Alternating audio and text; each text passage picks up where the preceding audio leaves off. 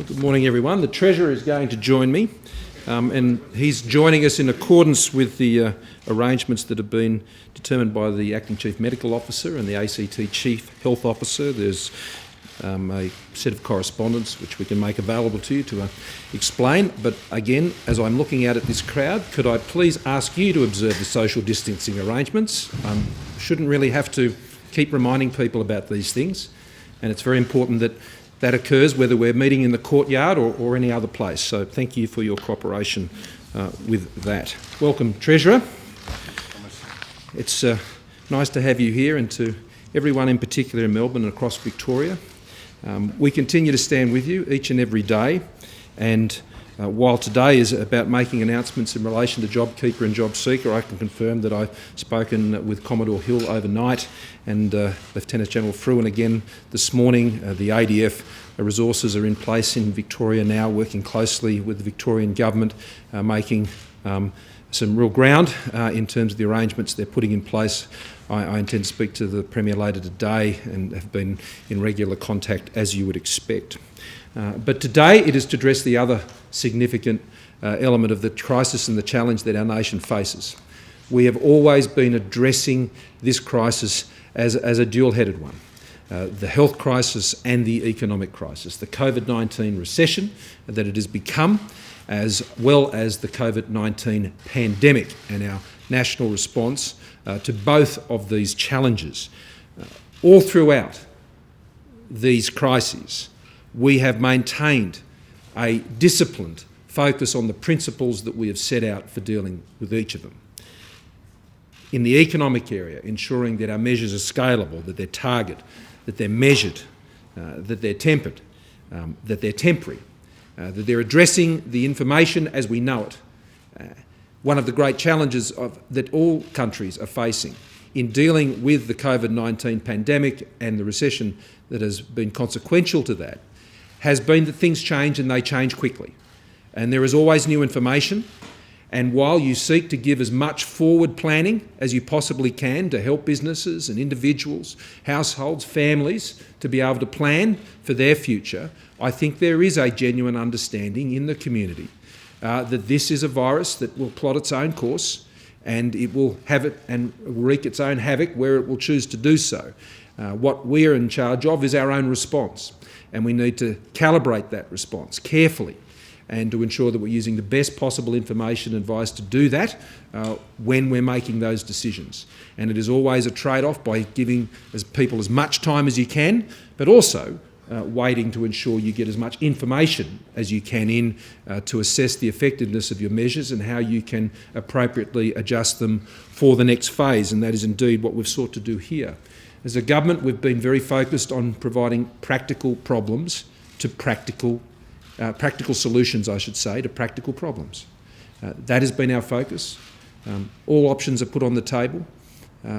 Careful consideration is applied, and we will deliver what is practically needed, whether that's directly from the federal government at a Commonwealth level, or it is in providing the supports into the states and territories as they need it to deal with the challenges that they are facing.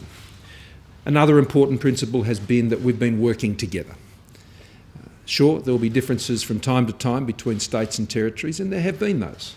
But what we've also demonstrated is a federation that has been prepared to work together through some of the most difficult times and to provide the support that is needed, to share the information that's necessary and to give each other the encouragement, support. And that is true as a national population. As I know, whether people live in Western Australia, the Northern Territory, Tassie, right across the country, they are as equally, I believe, concerned about the welfare, particularly of Victorians and those across the border towns at the moment, across the Murray, and in those outbreak areas that we've seen in New South Wales. What we've also said is that we don't set and forget when it comes to these arrangements. We continue to look at them and we continue to calibrate them to ensure they're being effective. And where they need to change, we'll change them. Where they can work better, we will make those changes.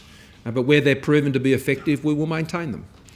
And we will respond to the circumstances as best as we understand them, and we will seek to understand where the direction is heading so that we can respond as needed. It's also important to note that these are very complex issues.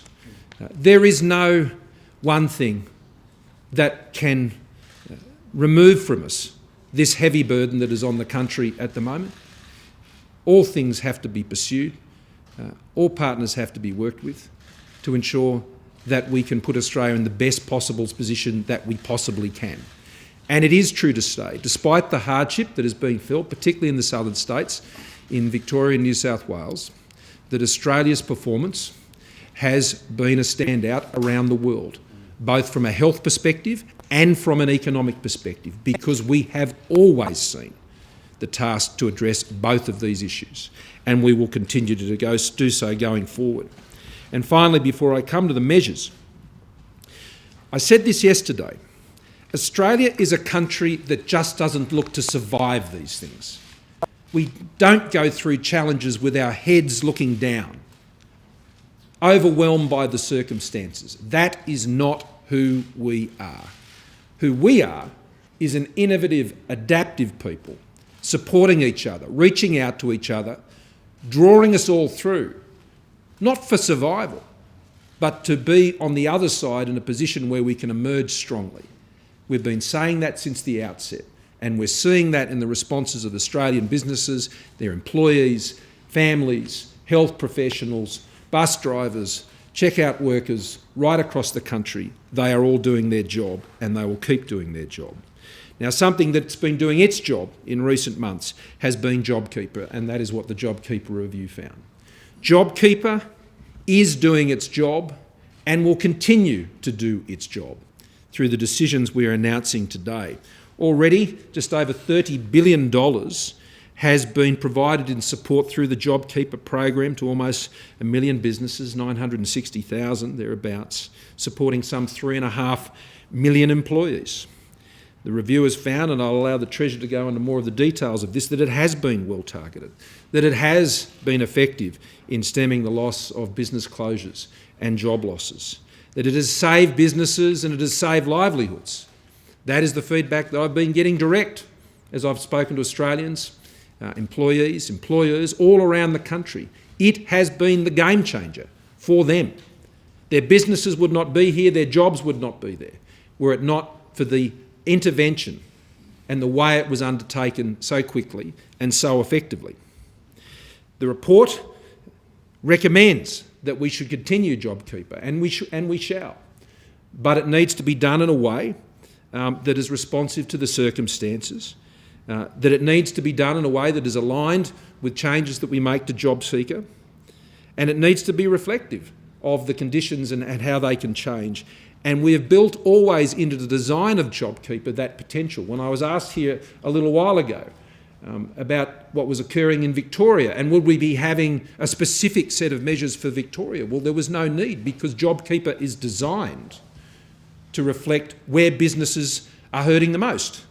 And that's what the extension of the JobKeeper arrangements do today. Whether you're in far north Queensland and have been hit by the devastating impact of the loss of the international tourism business, whether you're in the entertainment industry, whether you're in the business events industry, which I was meeting with yesterday, whether you're in the film business, it doesn't matter which sector you're in, the aviation sector, JobKeeper is designed to find its level with those businesses who need it most and the employees who need it most. And it has been apparent to us for some time that there will be businesses who will continue to be affected heavily by those restrictions. And as a result, they'll be in a position to continue to get access to JobKeeper going forward. The changes that we're making are several. The first of those is to apply the JobKeeper test for the 30% turnover reduction across the past 2 quarters and into the next quarter for continuing eligibility out to the end of March of next year. So there'll be the next quarter after September, and then there'll be the March quarter. And in both cases, businesses will have the test reapplied in relation to their turnover, and it'll be looking at their performance over this first 6-month period of the program, and that will provide, where it's needed, the gateway into the next phase of the program. The payment for JobKeeper will be reduced to $1,200 per fortnight, and there will be a lower payment for those working less than 20 hours a week of $750 at the changeover period towards the end of September. That will be revised again for the March quarter down to $1,000, for full rates at 20 hours a week or more, and $650 for less than 20 hours a week. Now, I want to address this issue of the dual payments. One of the reasons JobKeeper was so successful is it was designed to be done as quickly as possible using existent payment methods. Even to deliver the two payments that we have here, there are still several months of work that need to be done by the Australian Taxation Office to enable a two-tiered payment system to be put in place. That was not available to the government back in April. We needed to move quickly and get these payments in place. But I'd also say that we made the conscious decision to have a flat rate payment because we understood at that time that people were losing second and third jobs. The report points out some 39% loss of income from other jobs. And JobKeeper was designed to only be provided through one employer. So you couldn't go and get it from all your other employers if you had multiple jobs. You could only get it from the one employer. And so that meant we could concentrate the delivery of income support to people who were losing second and third jobs by ensuring that they got their income support through one employer. Now, this also had an important aggregate demand impact of ensuring that we were channeling those payments at a flat rate right across the labour force. It was also meaning that in supporting that aggregate demand, that had a broader impact across the economy. We were also focused on ensuring that we did not get the crush on the Centrelink system, on the Services Australia system, and we were effectively using private payrolls to deliver social security support to Australians. If people who had been on reduced hours and part-time employment had otherwise not been receiving that JobKeeper payment, they would have been lining up at Centrelink and they would have been receiving an $1,100 payment and possibly more because of the other payment supports that were there. Ensuring that we had one flat payment across the entire labour force ensured that we were protecting our social security system. And you will all remember the great strains that system was under early during the crisis. So a key part of the design was to ensure that we leveraged private payrolls to ensure that we did not crush the Centrelink system. Had that system not been able to stand up, and record levels of assessments and payments, 2 years' worth in the space of months, meant that we could get that support to people, we could continue to build up the system. Now we're in a position where we can run a two-payment system, and we can also ensure that people can make applications earlier in the JobSeeker arrangements, which enables them to move on. So it was simple, it was deliverable, it protected the social security system, it ensured that a level of income support that would otherwise have been provided through other methods was coming through a single method. And at the time, of course, we were very concerned about where the economy was heading at that time. There were no jobs, and so this was about just getting income support to people that were in desperate circumstances. So they're the changes that we're making to JobKeeper, I should say. Let me move to JobSeeker.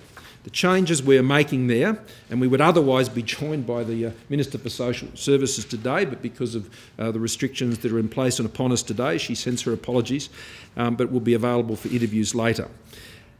For JobSeeker, we are increasing the income-free area that is available to those who are on JobSeeker to $300. That means you can earn $300 without it affecting any of your JobSeeker payments. We are adjusting the COVID supplement down to $250.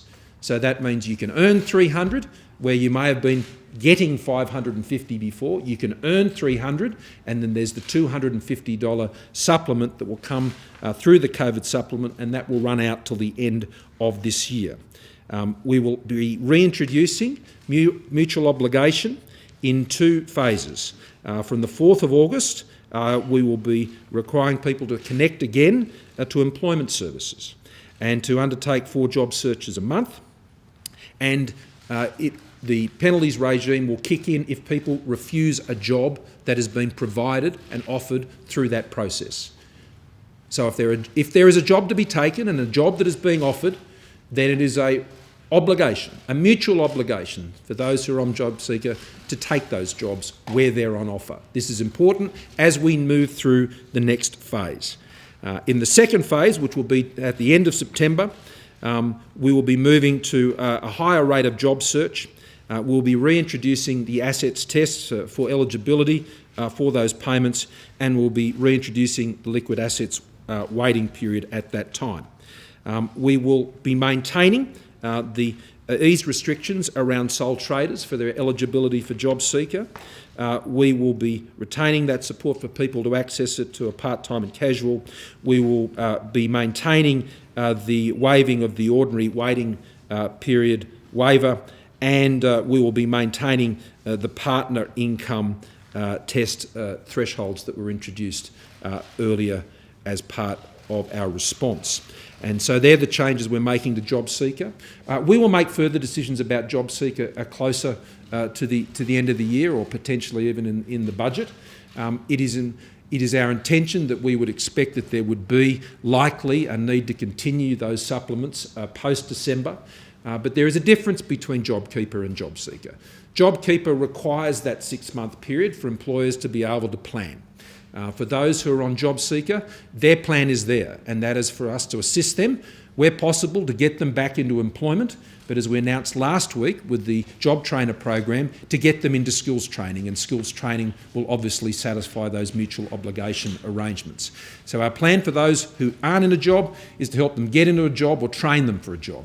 Our plan for those who are on JobKeeper in a business that is still eligible for that is to maintain that support. But we are expecting to see fewer businesses on JobKeeper because they're making their way out. And we're looking forward to the time when they won't need it. When JobKeeper is not necessary, that'll be a good day for Australia, because that will mean our economy is getting back to a much higher level of performance and businesses are able to support their employees. I should also stress that the existing arrangements for all of those who are watching who are on JobKeeper now and are on JobSeeker now, these arrangements run out that you are currently on till the end of towards the end of September. Okay, so you will continue to get those current arrangements now. If you're in Victoria and worried about being shut down, or you're unable to go to work or earn, the arrangements you're getting right now for JobSeeker and JobKeeper will be in place till the end of September. And that was also a recommendation of the review. Now, I apologise for the lengthy introduction, and the Treasurer has even further comments to make, so I'll allow him to do that. But this is about ensuring that we move to the next phase. We take the next step. This is the next step in our journey, and it's the step on the journey that is back to keep Australia in a position where we have been able to mitigate, we've been able to prevent the worst of the impacts of this crisis wherever possible. And we will continue to work night and day to ensure that's the case. Treasurer.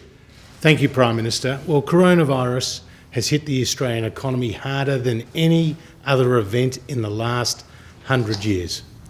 Between February and May, more than 2 million Australians either lost their jobs or saw their hours reduced.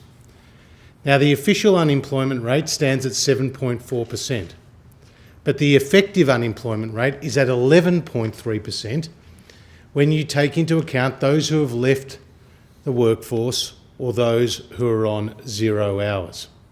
As we stand here today, 5 million Victorians are in lockdown. And it's against the backdrop of that very difficult and challenging economic environment that we are announcing the extension of JobKeeper. JobKeeper 2.0, together with the extension of the coronavirus JobSeeker supplement, will assist Australians right around the country. As the Prime Minister alluded to, Treasury undertook a review of the JobKeeper program at the midway point. It was legislated for 6 months, and they undertook a review at the midway point. They found that JobKeeper, which is the single largest economic measure that any Australian government has ever taken, has supported some 960,000 businesses and 3.5 million workers. It comprises around 30% of the pre-COVID private sector workforce. And Treasury's review found that JobKeeper met its three primary objectives, namely to save jobs and businesses, to maintain the formal connection between employers and employees, and to provide income support.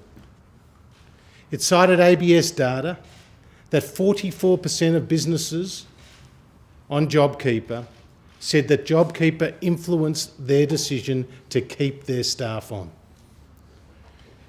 It has a number of cameos from various businesses on JobKeeper who have said that the JobKeeper program is why they remain open today.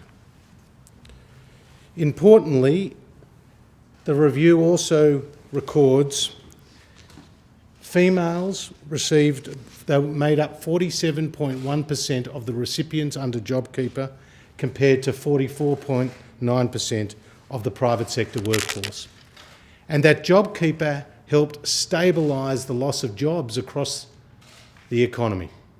In the 4 weeks to mid-April, payroll jobs decreased by 8.1%, and after JobKeeper, jobs started to stabilise.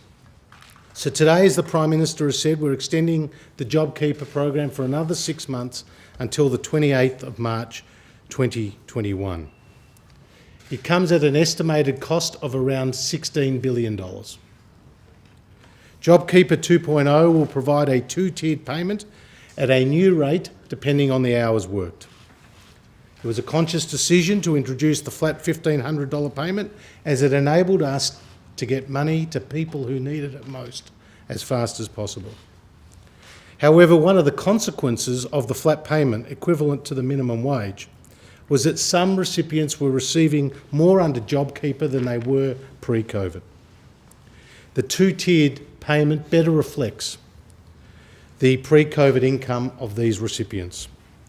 From the 28th of September until the 3rd of January next year, the two payments will be $1,200 and $750, with the lower payment for employees who work less than 20 hours a week in the month of February pre-COVID. From the 4th of January to the 28th of March, the two payments will be $1,000 and $650. To be eligible for the initial phase of JobKeeper, businesses had to see a reduction in turnover of 30 or 50%, depending on their size, and charities a 15% reduction. These tests remain the same, but they will be reapplied at the end of September and again at the start of January. Employers will need to demonstrate that they've met the relevant decline in turnover in both the June and September quarters to be eligible for the JobKeeper payment in the December quarter, and employers will need to demonstrate that they have met the relevant decline in each of the previous 3 quarters, ending on the 31st of December 2020 to remain eligible for the payment in the March quarter 2021. As the economy gradually improves, Treasury expects that the number of JobKeeper recipients will reduce substantially, with around 1.4 million people remaining eligible in the December quarter 2020 and 1 million in the March quarter 2021. We know that the economic pain caused by COVID will end, and that many businesses now struggling will be viable once again. And this is why we're extending the payment to buy time to get businesses and employees to the other side. In conclusion, JobKeeper is the largest single economic measure any government in Australia's history has undertaken. It's come at an extremely difficult time, but the Australian public know that the Morrison government has their backs.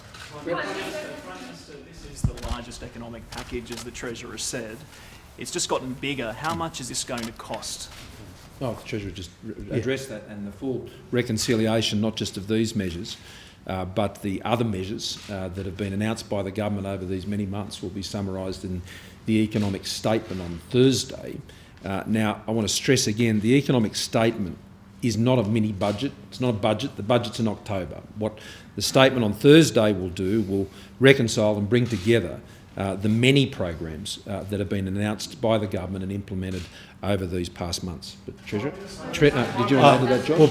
Well, as you know, the original estimate was around $70 billion, and so this brings it to around $86 billion. Prime Minister, we've seen now a year of JobKeeper. Could we see some manifestation, depending on the virus, of this scheme until the next election? And is it possible that next election could be later next year, or are you committed to going a full term? Andrew, politics is nowhere near my mind. I mean, I don't think Australians could care less when the next election was. And frankly, right now, it's got nothing factoring into my thinking, not at all. I know it may totally fascinate people who stand in this courtyard, at least some of them, but it is just not a factor. I mean, we've got an outbreak in Victoria and people are dying, and you're asking me questions about when the next election is. I think we need to focus on what the real issues are here, and it's not when the next election is. Lani. That close to 900,000 people were paid more than their normal salary by getting JobKeeper. Do you accept that that will still occur even with the changes that you're making today? Well, the Treasurer may want to comment on this as well, but look, I think the scope of that will be diminished. But again, I stress, JobKeeper can only be paid by one employer. And many people who are either in casual employment, longer-term casual employment, or part-time employment can have multiple jobs. Many do. And they were the first jobs to go under this COVID recession. And the delivery mechanism recognised that. So while they mightn't have got any income support from the other jobs they were working for, that was channelled through the one employer they did do it through. But by moving to a two-payment system, because we're in a position to be able to do that now, and we've been able to extend and boost the capability of Services Australia to respond to the crest, because we will now have people who are on a lower payment, on the $750 payment or the $650 payment. They will also have an eligibility for JobSeeker as well. Now, had we not done that earlier, they would have been getting JobKeeper and applying for JobSeeker at exactly the same time, putting inordinate stress on the JobSeeker system. And so we are now in a position, having bolstered our systems over the last months, to enable a two-tiered payment to be put in place, which will diminish those outcomes that you've mentioned. But Josh? Well, thanks, PM. Forecasting is difficult at the best of times, let alone in the middle of a pandemic. It's Treasury's forecast that income transfer will be halved under the new arrangements with the two-tiered payment. Bearing in mind, as the Prime Minister has said, 39% of jobs lost across the economy were secondary jobs. So the income transfer numbers that the Treasury paper refers to does not take into account how many people lost a second job, nor does it take into account that under the flexible industrial relations changes that came in with JobKeeper, some employers and employees agreed for the employees to do more hours. And so they were doing more hours, which meant that they were making up for that otherwise income transfer. What's the logic in reducing the JobKeeper rate just after Christmas and removing that JobSeeker supplement? Isn't that at Christmas? Isn't that a very tough time to be reducing the payments to those people? Well, as I said earlier, we'll be making further announcements about what happens with JobSeeker post-December in a few months. We need to make those decisions closer to the time to have a better understanding of where the economy's at, remembering that the JobSeeker arrangements has more of an impact on incentives in the labour market. JobKeeper does not have those same disincentives, and particularly given the redesign that has been put in place, because it now can be done. And so we want to be in a position to better assess where the situation is closer to the end of the year. We have always said that the JobKeeper and the JobSeeker COVID supplement were temporary measures. And I think Australians understand that. They know that a current scheme that is burning cash, their cash, taxpayers' cash, at the tune of some $11 billion a month cannot go on forever. Australians understand that. They also understand that the JobSeeker at the elevated levels cannot go on forever. It was introduced at those very highly elevated levels because of the severe economic situations that were in place and the fact that there were no other jobs at all out there for people during those times, and we wanted to boost that level of income support both for the economy but also obviously to reduce hardship for individuals themselves. And so it has always been our view that it has to taper back, it has to scale down. We have to work ourselves off these supports because they are not enduring, they cannot be permanent, they were never designed to be permanent. And in terms of longer term arrangements around income supports, well, those decisions we made at another time. What we're dealing with now is the next couple of months, which the JobKeeper review said these arrangements should stay in place until, it's the 25th of September, I think it is, and that the JobSeeker arrangements and JobKeeper should move in sync. And so we'll be looking at that issue with JobSeeker closer to that time, but I want to be very clear. I am leaning heavily into the notion that we would anticipate, based on what we know right now, that there would obviously need to be some continuation of the COVID supplement post-December. Yeah. Andrew? No, I think you've had your question, Andrew. Andrew? Yep. Prime Minister, you've told us that mutual obligation is going to return in some form in August. What do you say to those people who think that would be quite a burden, given that it's not an uncommon story to hear people applying for jobs where there are hundreds applying for the same job? And what flexibility will there be for states like Victoria or possibly other regions in months ahead, heaven forbid, that do have substantial lockdowns? Well, again, this is why the design of the scheme, I think, it finds its level wherever a state or a particular area is. And the immediate, more immediate elements of the mutual obligations, no, I don't believe are onus. It's looking for 4 jobs a month, and it is to re-engage with employment services, and it is to not refuse a job if you're offered one. Now, I think they're very fair expectations that taxpayers should have. I can't even nominate a conversation that I've had that I recall where Australians have not wanted to help other people in these circumstances. But it's not unreasonable once we get into this next phase for there to be some basic requirements, and I think the ones that are initially coming in are very fair and reasonable. Remember last week though, and I stress this, we understand that there are fewer jobs available for people now. Of course there are, that's obvious. That's why we put in place the $1 billion boost to training programs last week with the states. And since I've stood here last week, Victoria have indicated they'll be coming on board. So that's 7 states and territories that are signed up to that program. And that will mean that there will be training opportunities for people to upskill, reskill, to get themselves in a position, if not in the next couple of months, but perhaps later, to be able to get themselves in those positions. So the job trainer works with JobSeeker, which works with JobKeeper. All of these programs are designed to work together to give people the help they need. Phil and then Shane. And then... Okay. Sorry, you may have partly answered this in Lani's question. I just wondered if you could clarify. The Treasury said that JobSeeker should be reduced so it's no higher than JobKeeper, so it doesn't act as a disincentive. The new levels, the Tier 2 level of JobKeeper is slightly lower than the new JobSeeker. Is that contrary to Treasury's advice that people would rather stay on JobSeeker than JobKeeper, or you said people would be able to do both on the lower tier? Could you explain? Well, they've been reduced by commensurate amounts. Yeah. They've both been reduced by $300. So they've been reduced. So the existing complementarities have been maintained with the new arrangements. And remember that on JobSeeker, it's just not that payment that people receive, and there will be cameos that you'll have available to you which demonstrate with rental assistance and other payments. Even with these changes, families or those depending on their dependents and other circumstances will continue to be getting support above what those basic JobSeeker arrangements are. JobKeeper. Is that the point? It all depends on people's circumstances, Phil. I mean, it's, you know, how complex the social services system is. And so depending on where people's circumstances are and their level of need, then there are a range of other payments they're entitled to. And so it has, one of the reasons this has been a very complex exercise, it has not just been a matter of determining, well, what do you do with JobKeeper post-September? You need to look at the integration between JobKeeper and the welfare system. And you also need to look at the training system. And so these announcements we've made over several days, I think, should demonstrate that this is an integrated package. Shane?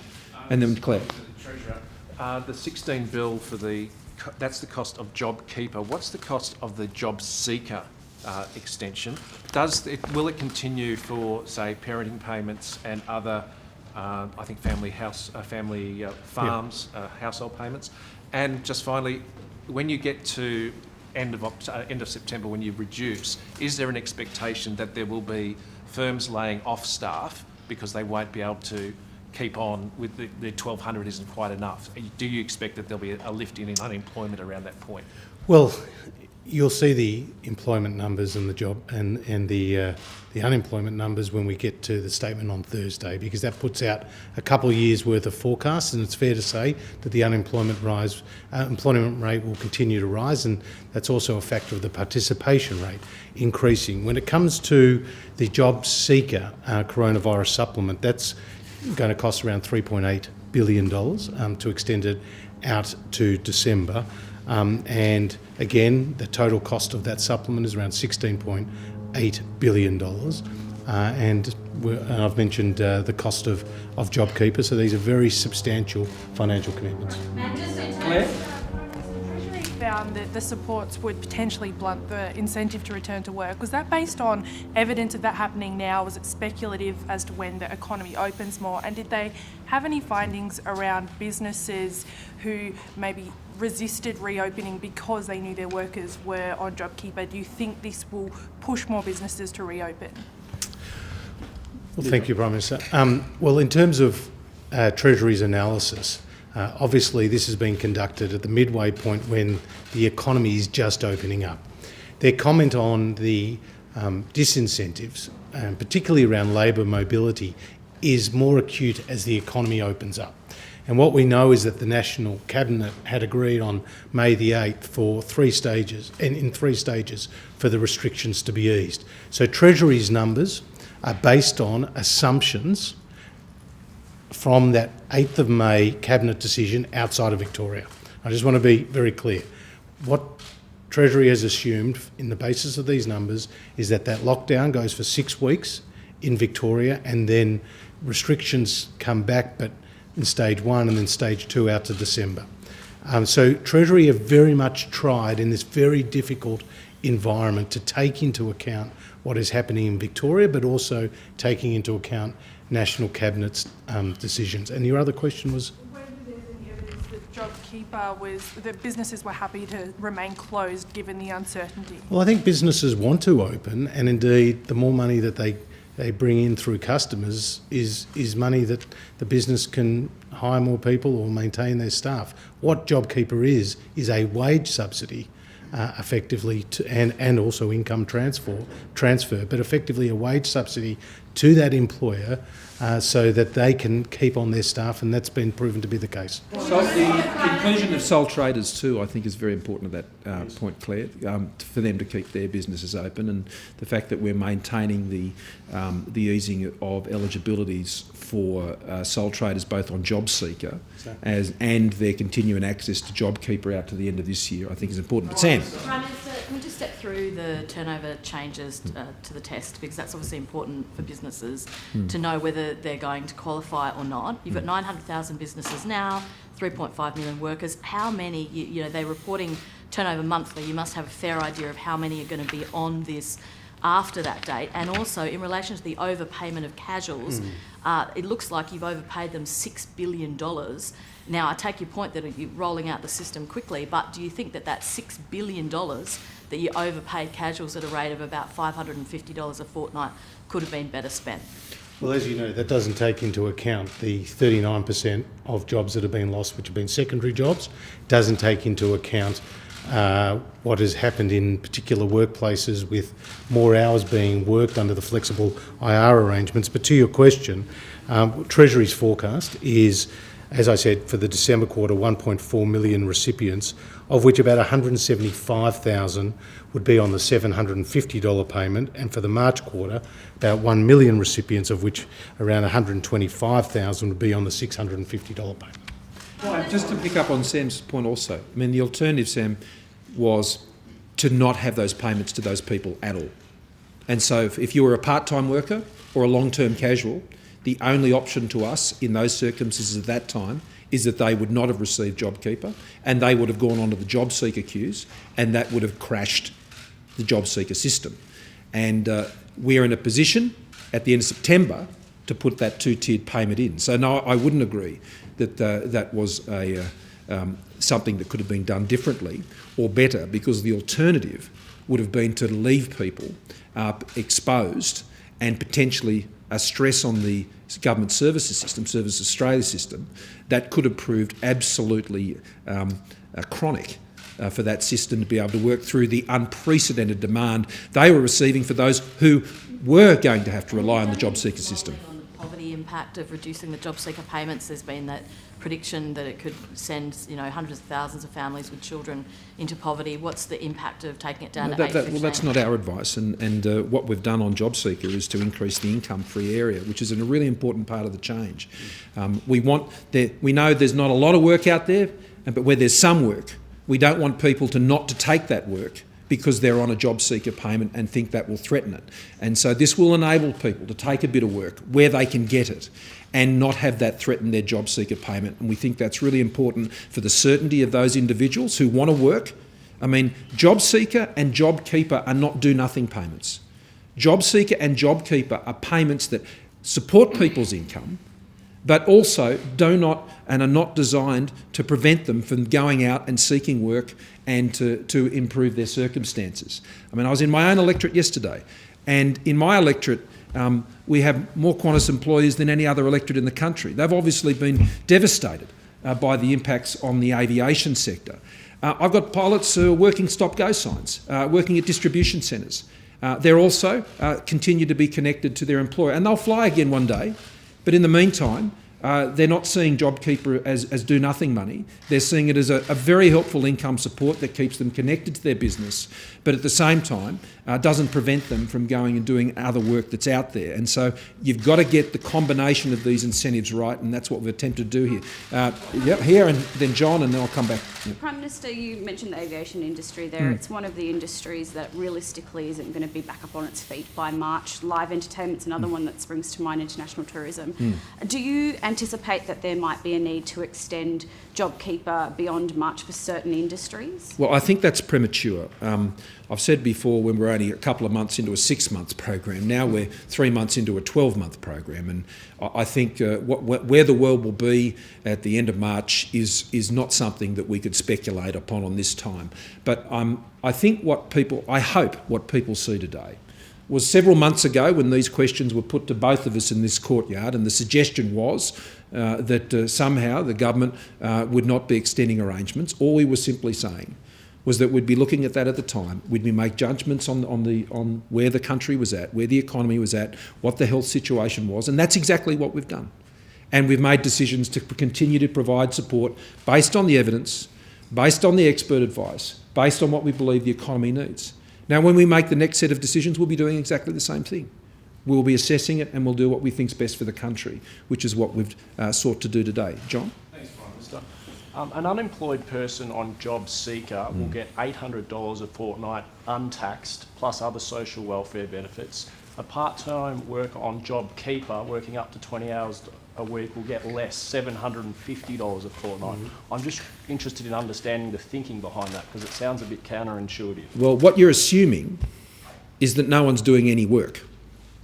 And that's not an assumption you can make, and it's certainly not an assumption that Treasury has made.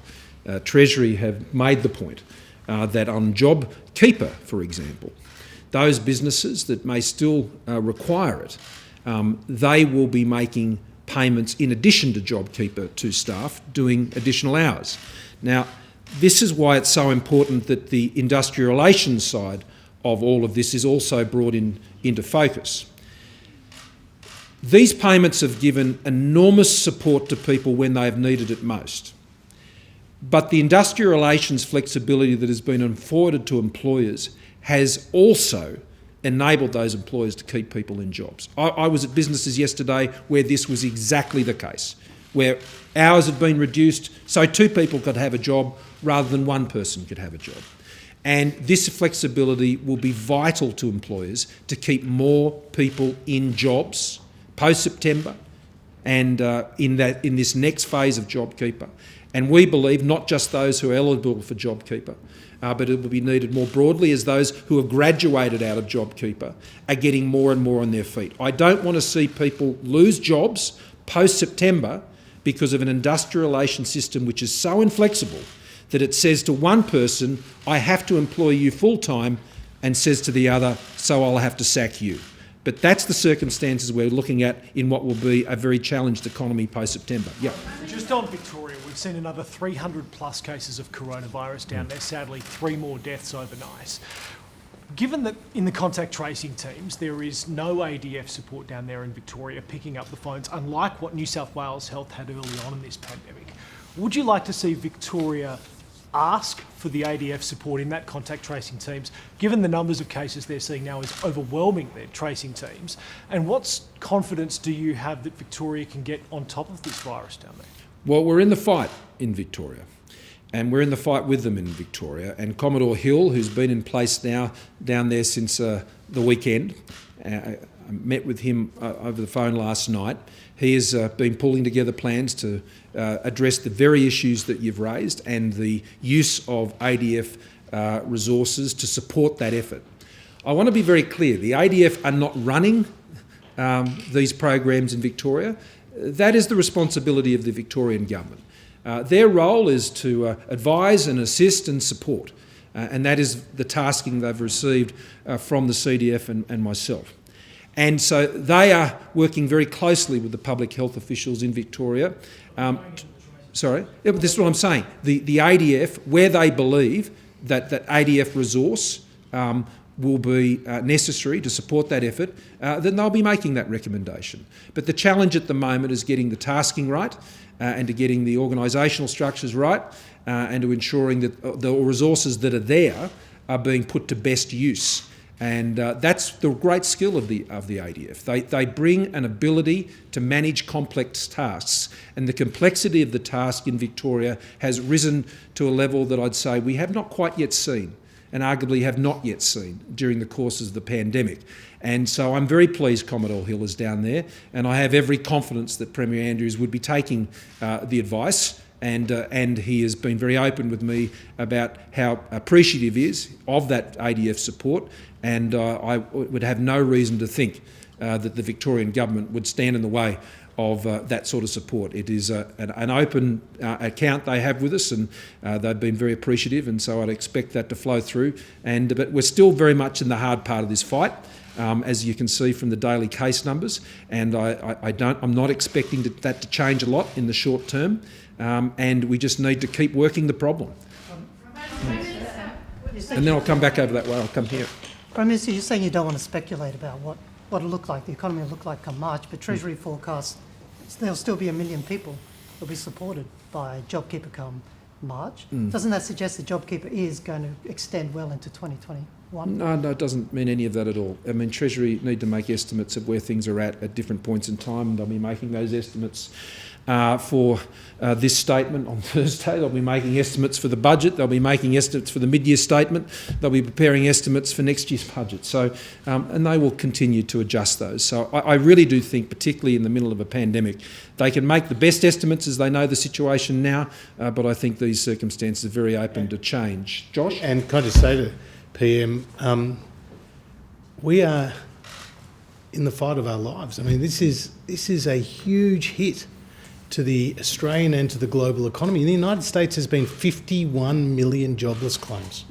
The International Labour Organisation says over the 2 quarters of March and June, some 600 million jobs have been lost globally.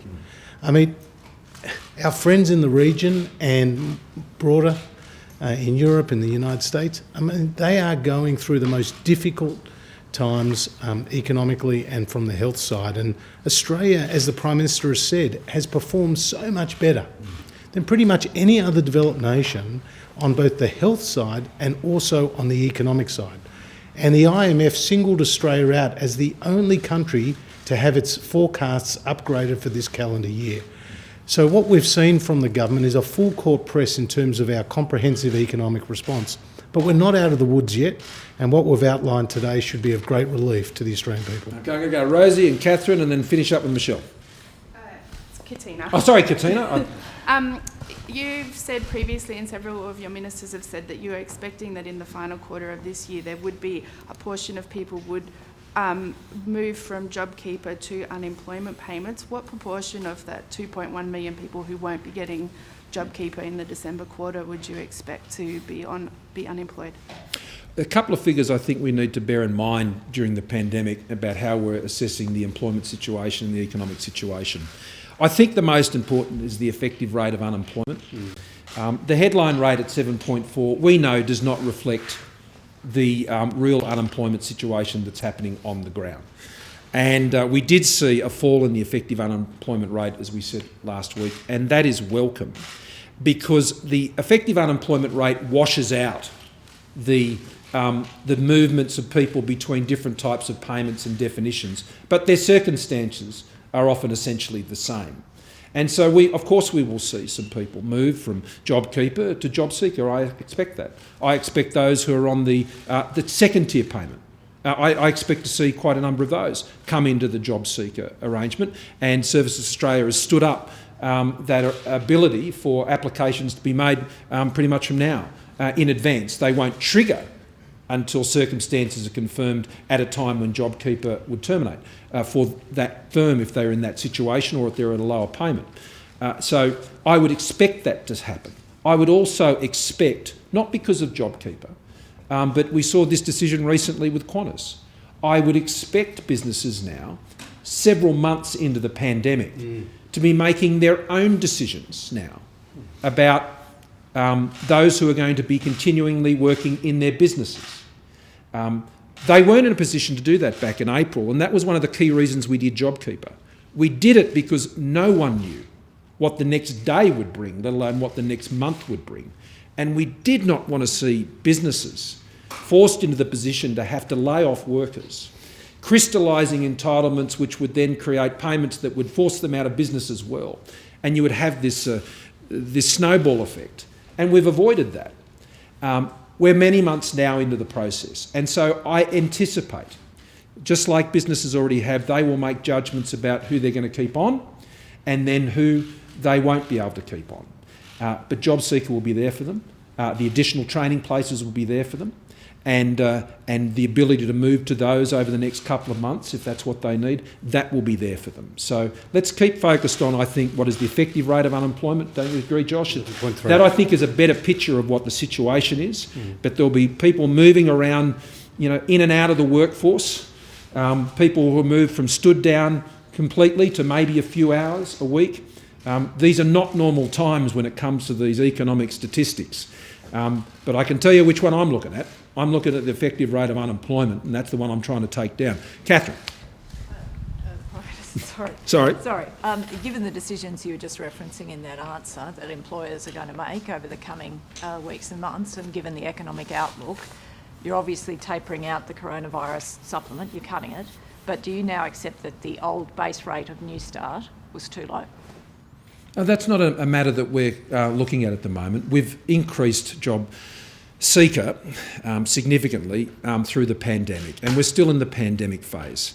And given that we have certainly no intention of that going back to the original JobSeeker base payment, certainly by the end of December, and as I've flagged, I would be very surprised if we weren't to extend it beyond then I think those sorts of issues are not ones that the government is contemplating at this point.